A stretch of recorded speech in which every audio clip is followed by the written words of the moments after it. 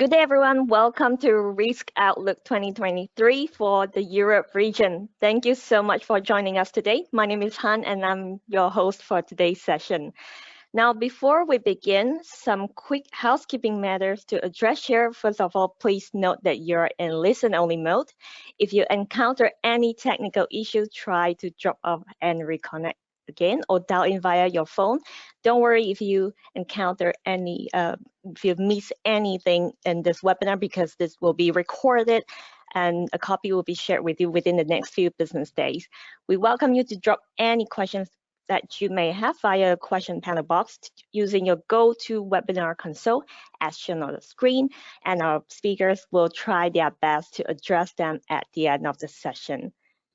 Now with me today from International as well as we have Dr. Ryan Copeland, Regional Medical Director for Assistance.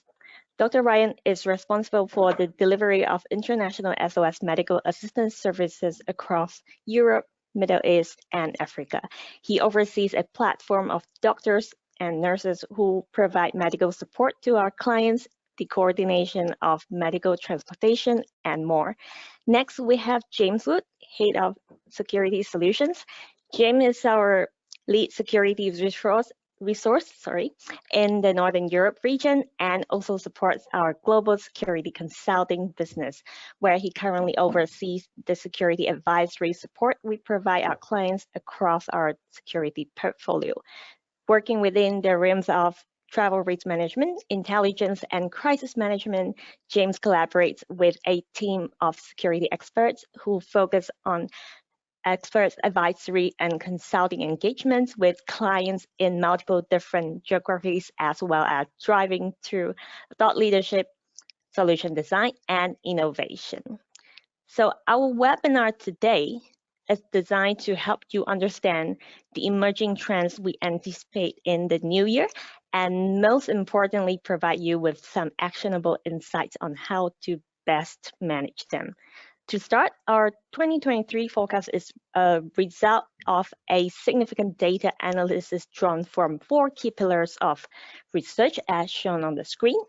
First, the Workforce Resilience Council is made up of the external experts from a mix of associations, advisory boards, private enterprises, and IGOs. Secondly, the analysis in this year's risk outlook is derived from our Business Resilience Trend Survey conducted by Ipsos Mori, where our survey responses were contributed by 1,200 senior risk decision makers over 100 countries. Last but not least, we also consider risk rating and professional insights from our very own international SOS health and security experts in over 1,000 locations across 90 countries. Now, a quick overview here.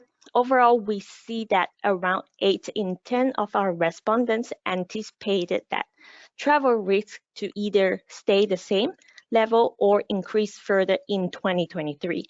It's worth to note that in Europe, the percentage is higher than the other regions, where 90% of the survey populations are anticipating the risk level will increase or stay the same as compared to the previous year. When it comes to business travel in particular, more than half of our respondents say that travel has returned to normal in their organization this year as compared to only 1 in 10 last year. Apart from that, with mental health being one of the biggest concerns globally, we have added a new layer into 2023 risk map on top of medical and security risk. The mental health layer will show the estimated percentage of a location's population suffering from mental health disorders, which allows organizations to understand which location may be particularly vulnerable to mental health issues. A copy of this map will be shared with you as part of our webinar resources. So in the next 40 minutes or so, our speakers will be covering a top 5 predictions for 2023 and followed by Q&A segment. Without further ado, I will hand the mic over to our speakers, Dr. Ryan and James, please. Thanks very much, Han, and good morning, good afternoon, everyone. And thank you very much for your time today in joining us as we go through our predictions for 2023. I will start simply by highlighting a couple of prominent pieces in this slide here. So as part of the survey responses, we identified some of the current challenges that organizations are facing in ensuring health and security of their employees, but also looking at what the C-suite are viewing as some of the challenges as well. In comparison to last year's risk outlook, the rise in education and motivation, very much both organizational culture principles, is important to note. In last year's risk outlook, we saw that the continuing management of COVID remained at the forefront of organizational priorities. And now the requirement is far more focused on empowering, educating, and enabling employees about risk and risk management. Information and advice also feature prominently in this list, and as we can see on the right-hand side, there is sometimes a difference between what the organizational view and the C-suite view in terms of what are the main challenges and priorities as we go through. Cyber is very much a focus at the C-suite level, and I know from speaking to a lot of my security peers around the region as well that cyber is also one that convergence piece between broader risk management and the cyber piece is ever present and will continue to be a challenge as we go into 2023. Ryan, I may hand over to you at this point, just for your side, how you see things on the health side in some of these current challenges. Thanks very much, James. And firstly, apologies for my lack of video. I'm joining remotely from our Dubai office. It seems the brilliant sunshine we're enjoying here has interfered with the transmission. But from a health perspective, the pandemic has created a myriad of avenues for misinformation. And we've seen this at a government level, at an organization level, and of course, through the burgeoning social media platforms. And this has been further compounded by the challenge of being able to digest all the rapidly changing data and science and translate this into useful and usable information. So it's therefore not surprising to see that many clients are reporting, current challenges around educating and motivating employees about these risks, along with the resourcing to deal with these problems. As you've already mentioned, the mental health issues is another key challenge that features predominantly in the survey, and an overall concern regarding how to approach this, as well as the resourcing requirements to address these evolving health challenges. And what's interesting is that these priority areas are mirrored when we look at the responses from board and C-suite executives. Next slide, please, Han.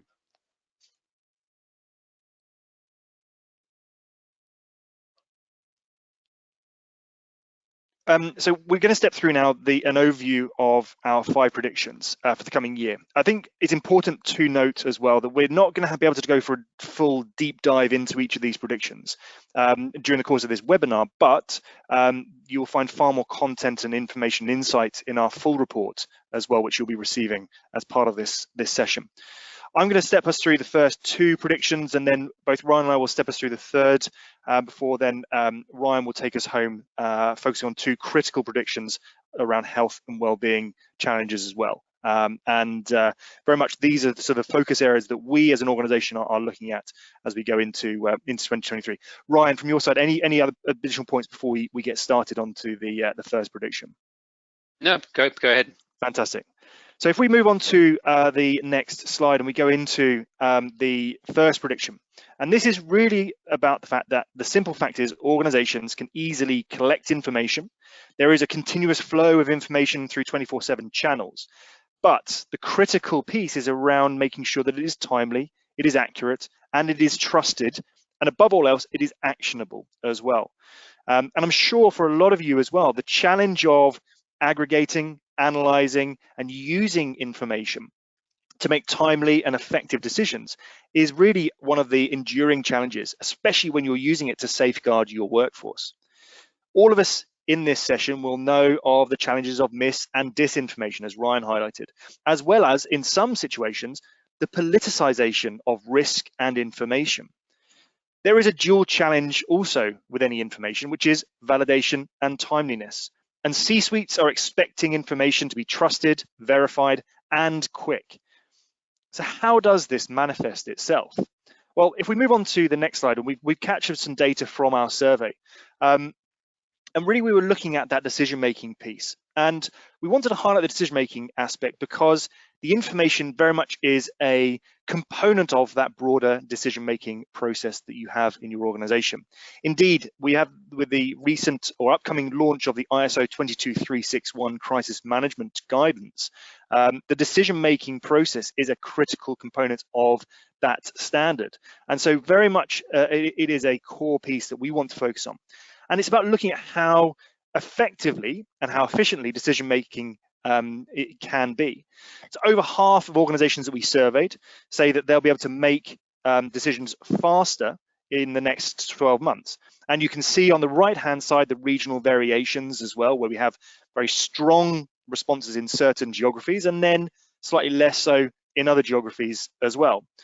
The figures are fairly straightforward, but they demonstrate the importance of information within the decision-making process and the criticality of verified, timely information, but also leveraging experts to corroborate and analyze that to make those effective decisions. The regional variation could well point to challenges in accessing information, but also the maturity of the decision-making process itself, as well as the intelligence capabilities internally. So very much a focus area for 2023. Then if we move through into the other aspects of this, as with any intelligence capability, there are going to be critical factors that are going to be impacting the decision-making process. As you can see here, getting access to reliable, up-to-date information is at the heart of effective risk management. Framing that in the context of the local regulatory environment and also leveraging that expertise where needed also play a part in improving decision-making capability. The better your intelligence, the better your ability to make informed decisions, and ultimately, the better your ability to ensure that most risks your organization faces are foreseeable and potentially treatable. Genuine intelligence capability leads to genuine forward-leaning risk management, allowing organizations to identify trends, indicators, warning signals, and take corresponding action. But we recognize that there are a number of factors potentially impeding that as well. And really, it's about how can you use this to set your organization up for success. Let's also have a look at some of the other challenges that we see as well. And we are moving through this at a relatively rapid pace because there is a lot to cover in this particular prediction. We know it is at the heart of what a lot of organizations are facing and they will face in 2023. So if we move on to the next piece within this prediction, it's very much around disinformation, misinformation, as well as the politicization of health or security risks. So if we could move to the next slide, very much from our perspective, we know that it is about tackling that constant challenge of dis and misinformation. And we asked our participants in the survey around who should be ultimately responsible for managing or combating disinformation. And what we saw based on the results and also through our own research and analysis and assessments is also that information remains a very powerful political tool, which is why government bodies are at the top there. And so control over the information flow, and particularly when we see things during social unrest or in conflict zones, it can correlate with things like government and security force responses as well. And the ability of governments to control that is something that is important when we are looking at how we use information to make informed decisions, particularly in time-bound critical situations. This does bring with it additional complexity to accessing reliable information, also to the contingency planning process itself as well. On the right-hand side, I think it's also important to note that, in fact, 35% of organizations said their decision-making was impacted by disinformation. So that constant challenge of cutting through the noise and understanding actually what is at the heart of the issue. HSE managers identified 38% that they were affected by disinformation. That could well be linked to the enduring information challenges around the pandemic, particularly at a local data level. So having an effective analytical capability to challenge and sift through the information noise is key to a mature, resilient intelligence organization. So if we just move very quickly on to how we potentially look at that effective intelligence and decision making, and it is really a consistent and constant loop. It is about really understanding there is an expectation at senior manager levels that information presented has been verified and can be trusted. So therefore pressure grows on intelligence teams and intelligence analysts to cut through the noise of increasing pace and breadth of information, determine reliable and impartial sources across multiple different geographies and indeed platforms as well, who may well have divergent approaches to information regulation. And then you've got to predict and preempt risks and inform decision makers in a timely and actionable way. So on the screen here, what you can see is really it's about ensuring that continuous process. And where you have an absence of process or an absence of maturity in this space, it means effectively that consistently playing catch up when it comes to risk and having to manage the crisis at a stage, at the crisis stage, rather than before it becomes a crisis. So technology also empowers and helps to meet those complex needs, and continues to grow and develop ever more powerful ways to surface and rapidly aggregate information. But there is still that requirement for human intervention, that analysis layer. It is in both high and low network settings. Sources require verification, now more so than ever. Harnessing the power of technology to influence critical decisions definitely remains a purview of intelligence teams, and you need that human in the loop interface to analyze those sources and then ensure it's pushed out in the right way, and consistently considering how that is then directed, the guidance back into the system as well is key. And this is how our teams in International SOS work with our clients, and this is how we see a mature intelligence capability succeeding in that challenge around information flow. So if we move on to some of the practical applications of what can be done to mitigate those information challenges. Well, as we've identified, reliable, trusted information is at the cornerstone, and it needs to be shared up, down, through, and even indeed out of your organization. So really making sure you have that ability to disseminate effectively. Alongside effective analysis and taking the time to review your risk exposure, so really understanding what your organizational risk profile is. Building forward-leaning capabilities. This is going to give you the best chance to tackle the myriad information challenges that currently exist as well. And these 4 stages absolutely shouldn't be seen in isolation. They are very much seen as part of a broader risk management resilience framework. But when it comes to information, it's about ensuring that trusted information delivered in a timely way, and that there is that forward-leaning approach to it. Moving from reacting to acting is going to be the key when it comes to managing information. And that's also never more important when it comes to our next prediction, which is around geopolitics. So if we move to the next slide. Now, some of you may have already heard this word bandied around. Indeed, it was the Collins Word of the Year 2022, which is permacrisis. And you've got a short definition there, extended period of instability and security. And it certainly does sum up our second prediction, that organizations need to adjust to enduring geopolitical shifts and the constant flow from one crisis to another. The Russia-Ukraine conflict has certainly been the defining security issue in 2022. Geopolitics and the threat of state-v-state conflict is firmly back on the corporate risk agenda. Indeed, the far-reaching impacts of the conflict will remain key features of the global risk environment as we move into 2023 and potentially beyond. So C-suite and board responders and broader senior management have got to stay attuned to the risks associated with geopolitical shifts, which, as we've seen play out, can affect organizations in a range of ways. Those who responded to our survey raised concerns about the impacts of geopolitics on everything from workforce risk management to business traveler productivity in the next 12 months.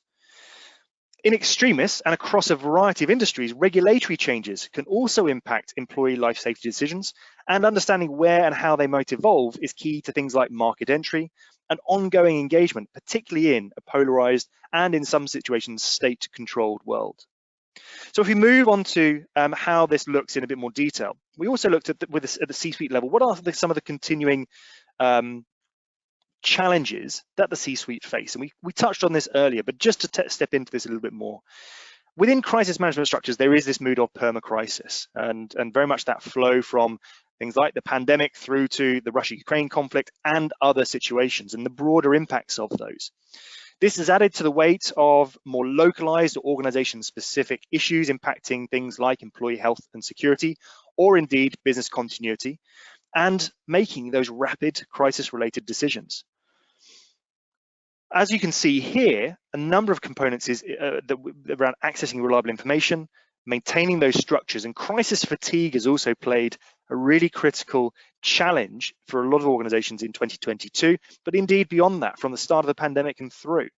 So really managing that is key to moving from this perma-crisis mode to crisis resilience, and organizations who effectively embed those learnings from the last 2 years will definitely emerge more robust to manage the future challenges.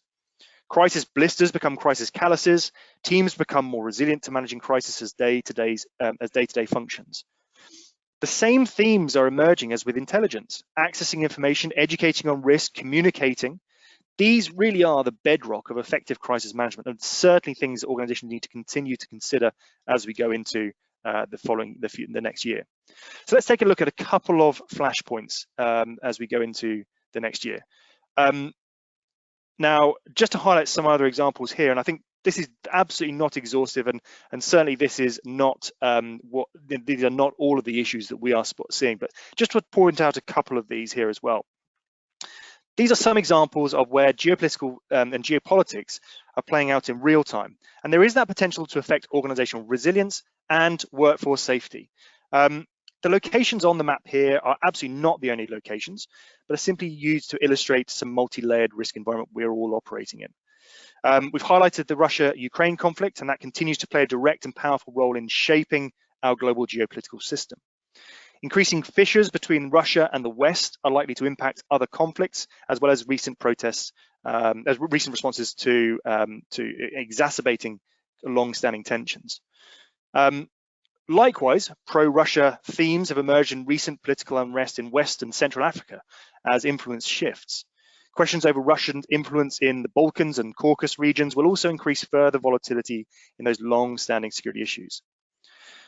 US-China competition remains a key feature on the risk landscape and will increasingly dominate the geopolitical and economic ones as well. Constant reviews of likelihood and impact calculations will be key in understanding the potential impact on your business and your people. The potential impact on locations like Taiwan should be assessed carefully as part of any forward-leaning risk management process. The domestic risk environments should also be considered in this geopolitical sphere.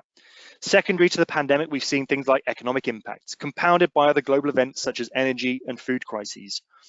Volatility in energy and agricultural markets can occur across locations around sub-Saharan Africa, West Africa, and indeed in locations such as Nigeria, but also in other parts of Africa and Middle East. Likewise, the lack of progress on resolving economic and political issues can lead to increased public dissatisfaction and cycles of unrest. And we've seen over the past year in locations like Ecuador, Peru, Mexico, to a certain extent, being a potential flashpoint for this driver. It would be remiss of me not to also call out the fact that geopolitics is not just a security concern. The pandemic has demonstrated this. So health threats and the ability of organizations and governments to respond to these is absolutely key, and they can have major implications on civic stability, community services, and indeed business operations in the global supply chain. The protest recently seen in China is a good example of the interconnectedness of health and security threats.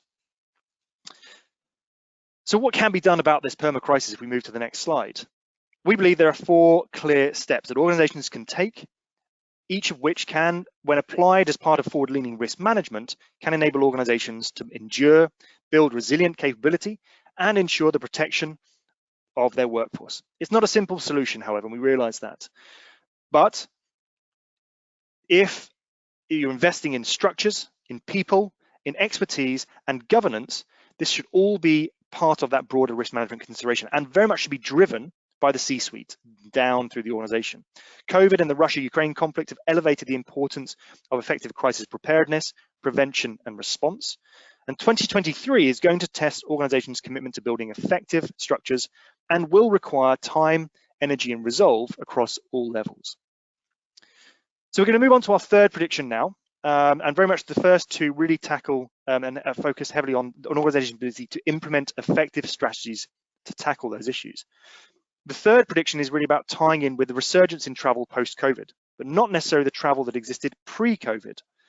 The distinction is important because we are now in a more complicated risk environment, and for travelers, the support they need should not be understated. I'm going to be very quiet soon, but if we just move on to the next slide, I'm going to be able to hand over to my esteemed colleague, Dr. Ryan, to take you through some of the rest of the predictions. But I just want to highlight one of the challenges we're seeing in the return to travel space, and certainly from what we're seeing from our respondents to the survey. Our surveys identified security threats as the most likely to negatively impact business travel over the next 12 months. But as we have just seen, that is likely to be borne out through information and geopolitical issues. But as Ryan will identify, this shouldn't be seen in isolation. It's always imperative that organizations support and reassure their travelers, empowering them to travel safely and effectively. And to do that, they need to cut through the noise of perception and focus their support on what is grounded in reality. Security threats absolutely will continue to play a part, but the day-to-day risks posed to travelers may differ from what they perceive to be the case. Ryan, perhaps I can hand over to you to this point to take us through to this prediction and then on. Thanks very much, James. So you're absolutely correct. We're facing a backdrop of pandemic and health risk fatigue, where we've been so focused on the health risk aspects of the pandemic that as a society, the medical risk element of travel almost feels forgotten now that, for life for most of us has returned to an element of normal.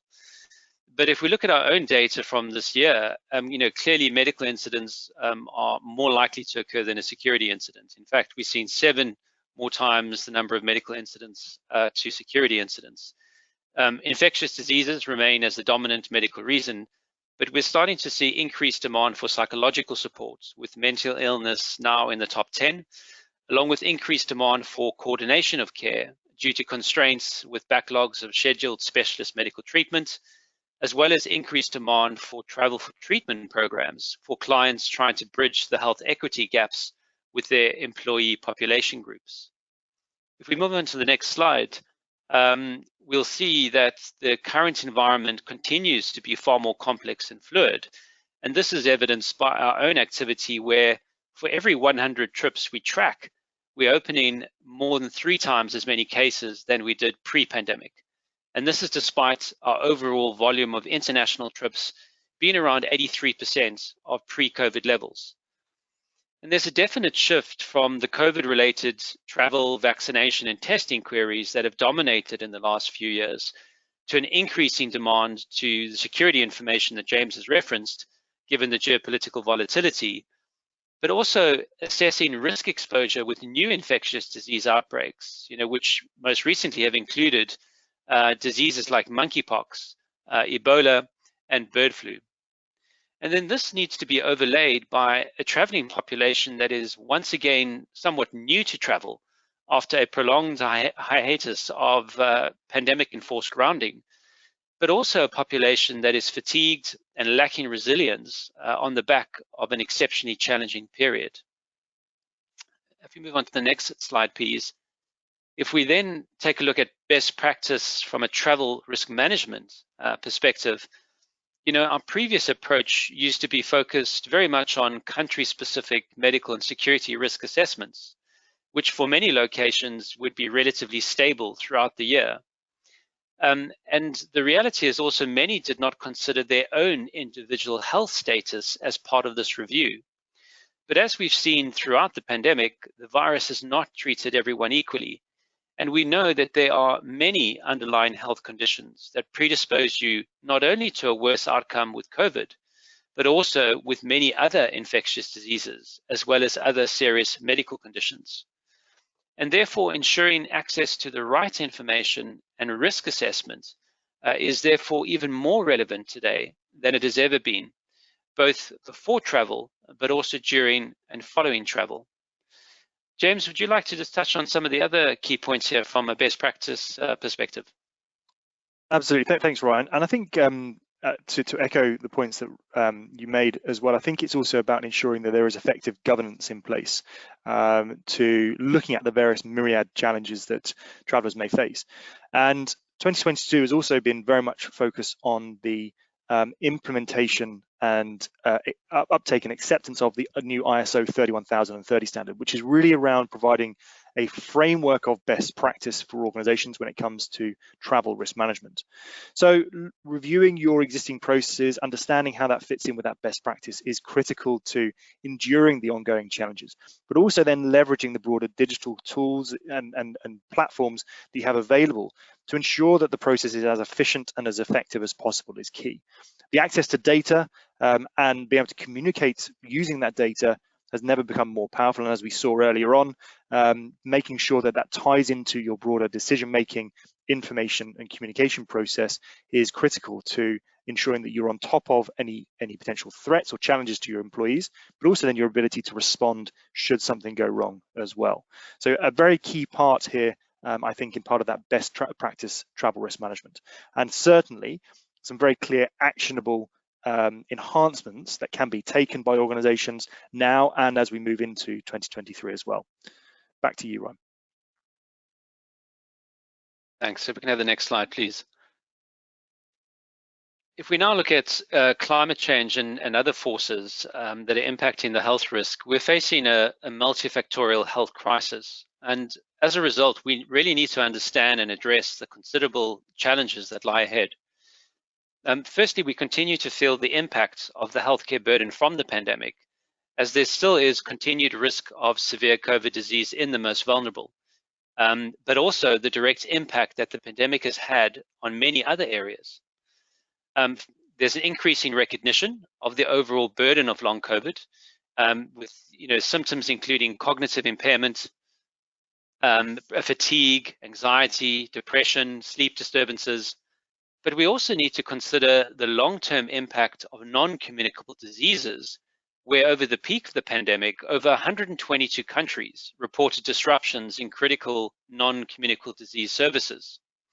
And we're therefore now seeing the direct impact of this, where delayed diagnostics and access to care is resulting in late cancer diagnosis, as an example, with more advanced disease, but also increasing trends in adverse cardiovascular risk and outcomes, and importantly, an accelerating mental health crisis.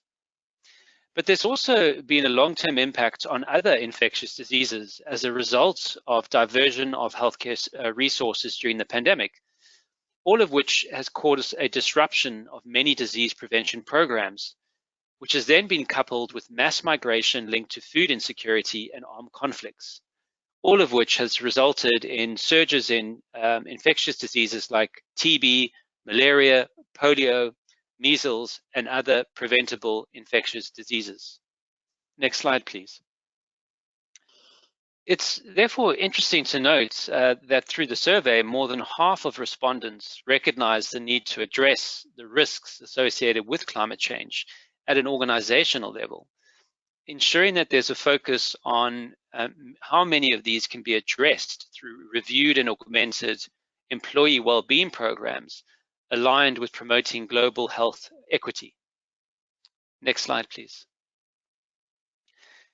So the importance of global warming, when seen purely at a health risk perspective, is better appreciated if we consider that over half of known pathogenic diseases can be aggravated by climate change.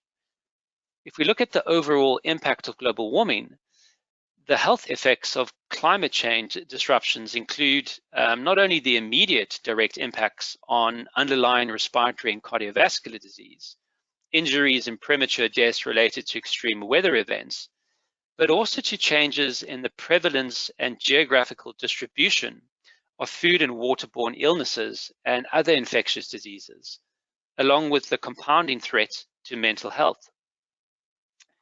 And we're already seeing this with vector-borne illnesses, such as how Zika has spread over the last decade.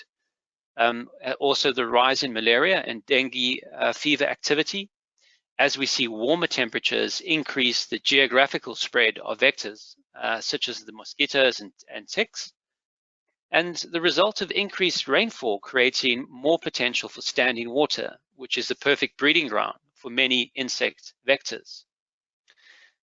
The other important factor is that of human encroachment. If we consider that 60% of emerging infectious diseases are of zoonotic origin, which means that infectious diseases can spread from an animal host to humans, and we only need to look at what's happened with the Ebola viruses and, of course, the coronaviruses, where we've had outbreaks including SARS, MERS, and most recently SARS-CoV-2, all in the last 2 decades, all of which a direct impact on human encroachment. But it's not only infectious diseases that we need to consider. If we look back of this summer across Europe, where we encountered unprecedented heat waves, which have already accounted for numerous deaths and illnesses, The wildfires that we saw across Europe are a case in point. But beyond these dramatic flashpoints, the changing climate conditions are becoming more suitable for the emergence and transmission of climate-sensitive infectious diseases like malaria, dengue fever, or West Nile fever, which is causing the expansion of the risk of transmission to previously unaffected areas of Europe. But also the projected lengthening of transmission season and the wider distribution of mosquito species that act as carriers for these diseases, combined with a growing number of travel-imported cases, are all increasing the likelihood of local outbreaks. And finally, it's not just on land that we're seeing this risk. Warming seawaters are also increasingly suitable for dangerous Vibrio bacteria found in fish and shellfish, and exposure to these bacteria can result in serious illness. Next slide, please. If we then look at pandemic planning, what's interesting is despite the fact that we remain in a pandemic, it is interesting to note that only 25% of respondents are actively planning for future pandemics and new variants. And this is obviously part linked to the overall sense of pandemic fatigue and prioritization and more pressing business resilience focus areas linked to geopolitical and socioeconomic issues. But even if we take this into account, the fact remains that pandemic preparedness is shifting more and more from government bodies to organizations. If we then look at the infectious disease outlook, we remain exposed. Firstly, the underreporting of COVID has got bigger. So why is right now different? Well, for a start, surveillance is delayed as sequencing and testing capacity is down 90% globally. We do have some current global hotspots, including Western Pacific and Southeast Asia. But what's more interesting is this is the first time that we have more than 500 subvariants all circulating globally, and not one is dominating. Now, is this a sign that we've hit an immunity wall? Well, it's probably too early to tell. How this current Northern Hemisphere winter season plays out will give us a lot more clarity on where we are with this pandemic. Looking back at winter 1, we had no vaccines. Winter 2 was entirely dominated by the highly transmissible Omicron. And this is therefore the first winter we're facing COVID plus the usual respiratory viruses, including RSV and influenza, the so-called triple threat. Pandemic planning therefore needs to remain a priority for organizations, but through a different lens and cross a wider category of risks. Next slide, please. So if we look at best practice health mitigation, we therefore need to include sustainable development goals at a functional level, addressing both health and safety considerations. From a health perspective, we need to focus on healthy employees and healthy communities by strengthening organizational capability and health risk management to eliminate exposures, and looking at health initiatives to optimize fitness for work and community-based health initiatives to strengthen health systems responding to pandemics. And from a safety perspective, focusing on maintaining a workplace free from injury and harm by embedding and integrating safety into the business and assessing risk management to drive workplaces free of harm, as well as critical controlling modeling for the next generation protection. Next slide, please. And then looking at one of the last focus areas is really around the happy at work equation and the focus on well-being. And if we then take into consideration these complex health challenges that lie ahead, which is layered over an evolving workplace environment, what can organizations do to help promote employee well-being and ultimately drive productivity and sustainability? Next slide, please. So let's start off by highlighting some of the positive messages from the survey. And here there appears to be a great commitment by organizations to increase or at least maintain their levels of both mental health and financial well-being support. But there's also recognition that there's several controlling factors that have been identified, and these should be considered as part of your planning. Employee engagement has been identified as the biggest controlling factor, recognizing the need for expert advice and consultancy on these areas, along with the new realities of the hybrid and remote workforce. These blockers will need to be carefully understood in order for successful targeted programs to be implemented. Next slide, please. If we then specifically look at mental health, there's an increasing recognition of this global phenomenon. The WHO reported a 13% rise in mental health conditions and substance use disorders in the last decade, and this was even before the pandemic. This healthcare crisis has therefore only been accelerated by the events of the last 3 years. In the UK, as an example, it has been reported that around a third of adults and young people feel that their mental health has got much worse since March 2020. And there's also now a number of studies that have found a heightened risk for new onset mental health conditions after a COVID-19 diagnosis amongst adults, including anxiety disorders, psychosis, depression, but also cognitive impairment. So what does this all mean for companies? Well, the current cost of lost productivity that is attributed to anxiety and depression is reported to be around $1 trillion. But what's most glaring is that this is projected to swell to $6 trillion by 2030.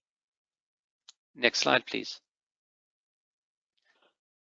So the business case for mental health support has never before been more compelling when we consider the productivity cost to business and the evidence to support the return on prevention and support programs. But what needs to be considered and therefore addressed when we talk about well-being? Well, if we look at well-being as an equation, A stands for autonomy, meaning the way organizations can provide and promote flexibility and choice to their employees in their working conditions.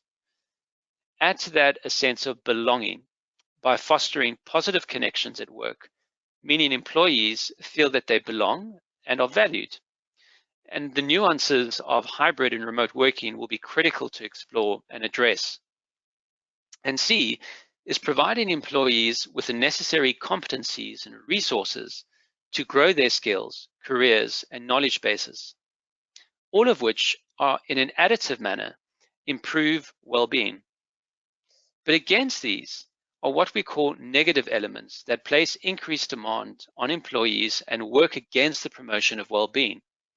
Of course, every workplace has these. Factors such as unmanageable workload, long working hours, environmental exposure, workplace hygiene, and workplace cultural behaviors, including bullying and harassment. But by working on enhancement of the ABCs and minimization of the Ds, we'll promote a much better well-being outcome. Next slide, please. So in terms of mitigations for employees, focus therefore needs to be applied to all these aspects to foster well-being in the workplace, increasing resources to enhance autonomy, belonging, and competence. Survey-led understanding of organizational workforce conditions and stresses, focusing employees on prevention and thereby maximizing well-being rather than purely reactionary measures. This is especially relevant if we look at mental health promotion. You really can't put in place a mental health program until you really understand the well-being of your workforce. So looking at things like conducting psychosocial assessments to understand the overall health of your workforce will be important, as focus on well-being and a healthy working culture will reduce the need for reactive support measures in the longer term, but will also identify where best to spend your money. And very importantly, support and training for managers is an integral part of this process to ensure appropriate engagement and visibility within teams, but to also help ensure that mental health resilience and well-being becomes part of your organizational culture. If you go into the next slide, please. So just in terms of a wrap-up and summary, James, again, if you want to maybe touch on the first two, and then I'll summarize the last three. Absolutely. Thanks, Ryan. Yeah, from my perspective, focusing on the first two predictions, really it is very much around ensuring that you have access to timely, trusted, accurate, and actionable intelligence to inform your decision making. Decision making being that cornerstone of forward-leaning risk management. Aligned with that, and particularly within the geopolitical space that we find ourselves and the continuing challenges we're going to see in 2023. Having early warning systems in place, be able to understand the risks you may be exposed to and therefore foresee those emerging risks. And then looking at that investment in structures, processes, people, and governance to identify and proactively manage those complex risks is also going to be critical. And very much these two predictions are interlinked, and they will continue to play out certainly in 2023 and indeed beyond. And as we see organizations mature, we see organizations drive their overall resilience strategy, information, decision-making, capability to implement structures and resilient organizational piece will become the major overriding factor as we move through the year ahead as well. Ryan, over to you just to sum up on the final three. Thanks very much, James. So the complexity of the current environment, as we've already mentioned, is absolutely driving demand for increased support for travelers. And whilst we are moving away from the COVID-related risks and travel constraints, the reality of the world today remains complex and nuanced when we consider stretched healthcare systems, disrupted supply chains, and fragility in the travel industry, as well as the tense and volatile geopolitical landscape that James has mentioned. And therefore, a travel risk program needs to be critically assessed against this current volatile and complex environment, recognizing this increased demand for support and the new emerging risks and requirements for impact assessments and communication.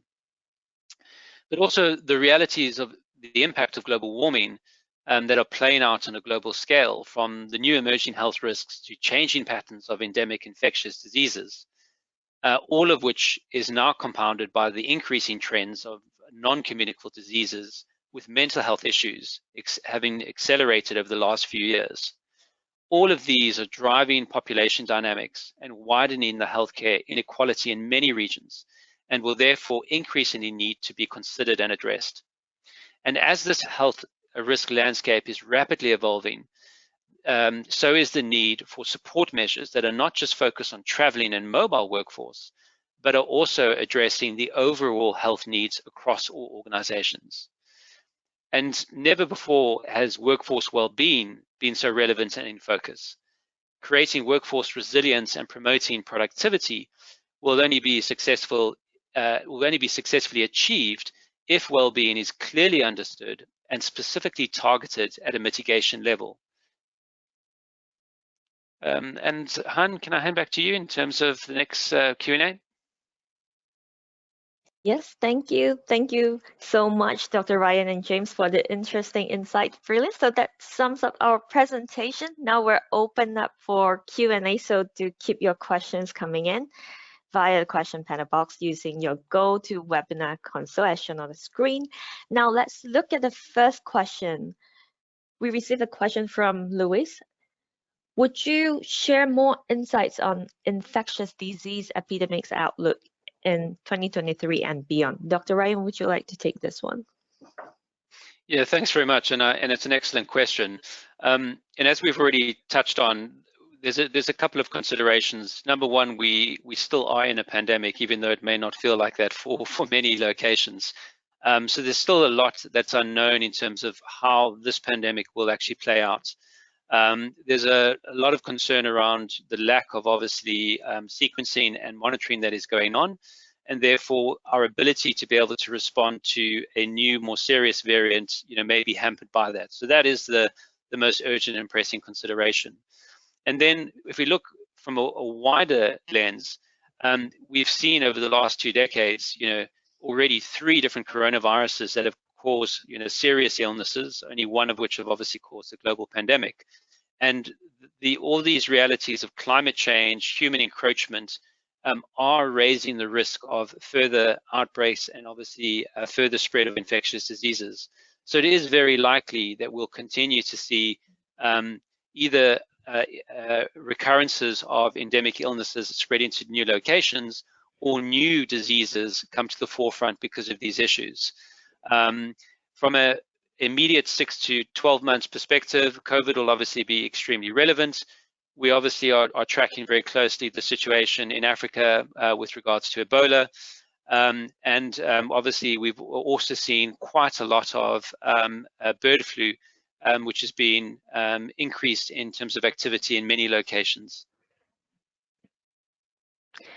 Thank you, Dr. Ryan, for that. The next one, we have a question from Julian.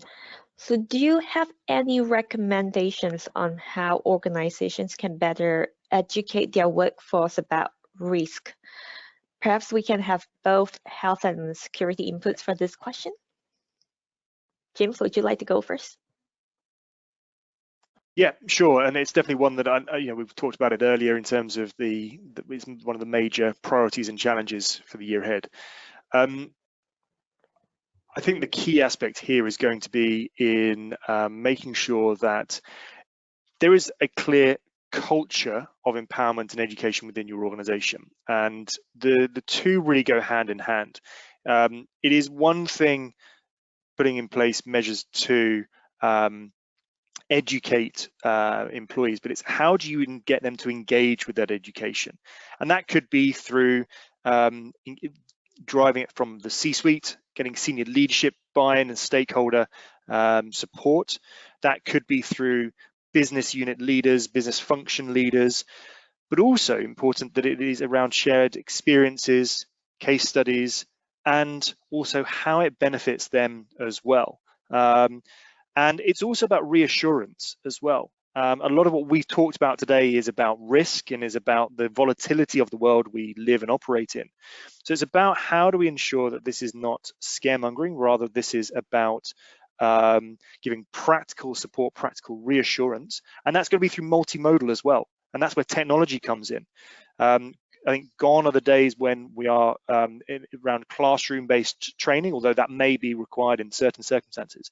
It's about looking at different interaction tools, looking at how we can publish things like micro-learnings, short to the point information pieces, using different technologies, different communication tools as well, making it interactive, making so that people remember key points is going to be key around that education, and doing it in a way that aligns with your overall culture as an organization. Thanks, James. And then just from a health perspective, I mean, it does open up a number of interesting, concerns that have been already talked around, and specifically the focus on mental health. Where teams have less touch points and less engagement, it may be more challenging for organizations and line managers to clearly understand, are there any obvious issues, related to individuals' mental status and individuals' functionality and performance. And it's therefore organizational challenge around how to adapt to this new work environment, where clearly we're seeing this increased trend of mental health issues being very relevant. And a lot of these factors obviously don't necessarily pertain to the work environment. There's a lot of other factors that come into play. So team engagement and team communication are going to be incredibly important as we look at the hybrid model.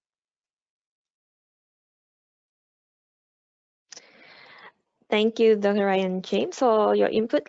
Now we have the third question. In your third prediction, you mentioned about ISO standard. So how is that impacting our travel risk management program, and is it certifiable? James, would you like to take this one? Yeah, thanks, Anne. So maybe I'll answer the second part first. It is not a certifiable standard at this stage. It is very much a guidance document, and it is part of a subset of the broader ISO 31000 risk management guidance. That does not mean in and of itself that it is not a very powerful support document for organizations. And it is very much around ensuring that there is governance, there are the right structures, that people are empowered and enabled to manage travel risk effectively. And it gives very practical guidance on a number of key components, such as accommodation, training, as we've just talked about, the approval process, ensuring fitness to travel, But it also recognizes as well that the travel landscape has changed, and the generational profiles have changed, the way in which we work, where we work from has changed as well. While it doesn't tackle explicitly the work from home, or the work from anywhere piece, it is absolutely a step in the right direction in terms of driving effective risk management when it comes to travel as well. So it is a guidance document. It is one that should be used as a way of benchmarking and aligning your internal processes with that best practice, and using it to really build an effective and robust travel risk management program.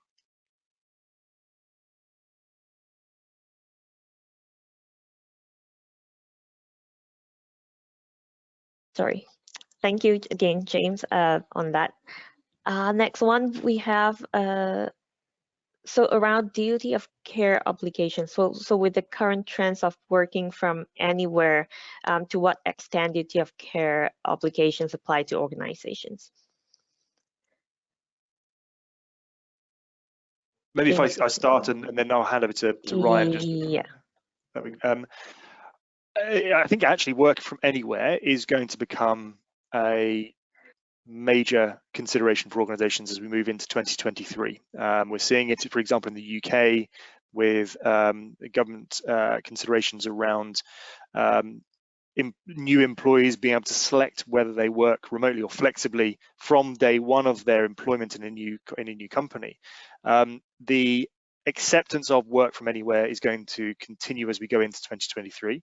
It is also going to be creating tensions between organizational priorities and return to office strategies, but it also requires a new way of viewing organizational duty of care, looking at how you can empower and enable individuals who are working from anywhere, but also critically, what does working from anywhere actually mean to you as an organization, but also to your employees? So defining that scope, defining the extent to which you as an organization are comfortable in supporting that duty of care is going to be key. Leveraging external expertise to understand that in a more consolidated way. And also, critically, it is around ensuring that you have the right processes and governance in place to be able to tackle this important component and important aspect. It is one that probably we'll be debating at our Risk Outlook 2024, and certainly through the next 12 months, we will be looking more broadly at this and really working with organizations on it. But it is a really important one for us to consider. And organizations, as we talked about earlier, around geopolitics and around intelligence, around making sure you are as forward-leaning as possible, dedicating time to spend reviewing this within your organization, getting the right stakeholders to the table to do that, and then ensuring that you have the right governance in place to help manage that is going to be critical. And if you get it right, it could also be an excellent attraction and retention tool to employees and prospective employees. And very much it is also going to ensure that the safety and well-being of your workforce remains at the forefront of your organizational approach to duty of care. Thanks very much, James. I think you excellently covered off most aspects, and I completely agree with you. This is going to be a trend and a challenge over the next 12 to 24 months and beyond. For me, the reality is around a duty of well-being as well as the duty of care, and the complexities of having this hybrid workforce will need to be taken into account when we address some of these complexities. So I fully agree with the comments you've made. Thank you. So in the interest of time, we will take one last question from Titus. What's your opinion on the recent release of COVID-19 measures in China, Dr. Ryan? What an excellent question to end off. So really interesting question that's raised, and I think to James's earlier point, this really shows the engagement between the health risk component and obviously then a political components as well. So, in terms of what's happening in China, obviously the zero COVID policies had a significant impact in terms of population dynamics and obviously the day-to-day life, together with the civil unrest that we've seen as a result of these stringent measures. This is a very interesting period for China as some elements of the COVID policies are lifted, which includes the ability to be able to isolate in a home environment, depending on obviously the risk assessment. And this is obviously on the back of the highest levels of COVID that we've seen in China. The exposure and the concerns are related to a lower vaccination rate in the vulnerable age category that we see in China compared to other countries, but also the very low overall immunity, not only from vaccination, but also through inferred immunity from previous infection, because as we know, China has been relatively spared because of the zero COVID policy. How that is all going to play out in the coming months is something that we'll need to closely watch. And I think it will give us some good insight in terms of the potential immune protection from vaccination and obviously how severe the impact on the vulnerable group will be. So definitely one to watch in the coming months. Great, thank you. So that was our last question. Once again, thank you, our speakers, Dr. Ryan and James, for this amazing session. Well, we hope you enjoy our session today. A quick note here, we will be sending out webinar resources within the next few business days where you will have access to our webinar recording, risk map, and also full risk outlook report. So appreciate if you can spend a few moments to complete our short survey that will pop up in your browser right after this session. If you have any other questions, feel free to reach out to us via email at northerneurope@internationalsos.com. Thank you, stay safe, and have a joyful festive season. Goodbye.